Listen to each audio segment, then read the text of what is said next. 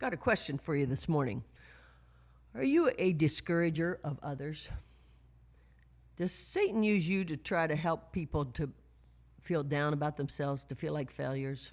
Well, you know yourself and you know what you're like in your life relationships. I just got to ask you that. Are you a discourager of others? And if you are, I want you to wake up this morning to this and realize what I'm going to teach you this morning from the life of Job. My son Joe was preaching the other day about Job, and in preaching, he read this verse, Job 2:2, and the Lord said unto Satan, behold, he is in thine hand, but save his life.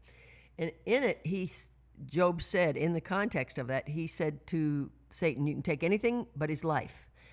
And if you know the story, he took his daughters, his sons, he took all of his family, he took all his possessions, all that, but he left his wife there. And it sort of made me wonder, did he leave his wife there because Satan knew that she would be a discourager of him? Because, just a few verses down after that, Job 2:9-10, then said his wife unto him, dost thou still retain thine integrity? Curse God and die. But he said unto her, thou speakest as one of the foolish women speaketh. What? Shall we receive good at the hand of God, and shall we not receive evil? In all this did not Job sin with his lips. So he said here, I'm not going to get upset with God because of this.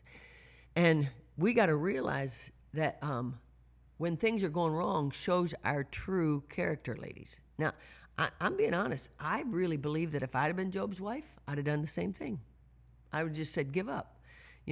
God's departed from you for some reason. Just give up. I probably would have done the same thing because I cannot stand seeing my husband suffer. And all of you out there, when you love somebody as much as Mrs. Job loved Job, she didn't want to see him. She didn't want to see him suffer like that. All that great loss, because it's hard on men when their motives are to provide. And so when everything was gone, she just thought, well, just curse God and die.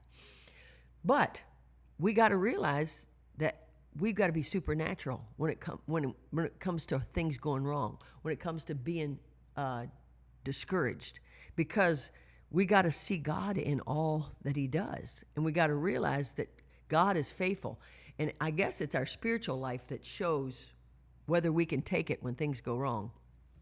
I was talking to somebody, a pastor's wife, and they were talking about how they've needed an assistant pastor for a couple of years. And she said, we want to really make sure and get the right one, because boy, there's nothing like getting the wrong one in there and then they have a bad spirit. And she said, a lot of times it's the wife.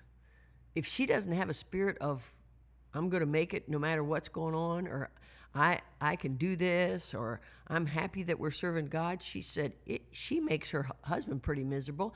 And in turn, that makes their lives all miserable. Well, that's a poor testimony of wives, and I don't want you to feel like she was putting people down, but in my own life, I've thought that. We've got to have women that are behind the ministry. We got to have women that say, hey, whatever God does, we're going to trust him in that. And look, just let your character be shown by how you react when things go wrong. Poor Mrs. Job. We've been talking about her for years now, ever since this happened. And I'm sure when we get to heaven and get to meet her, we'll find out she was a fine lady, just a normal human being, just like the rest of us ladies. But Satan did use her in a big way to try to discourage Job. Hey, ladies, today, don't you let Satan use you to discourage anybody. Be a builder of people and not a discourager of people. Rejoice in the Lord always, and again I say rejoice.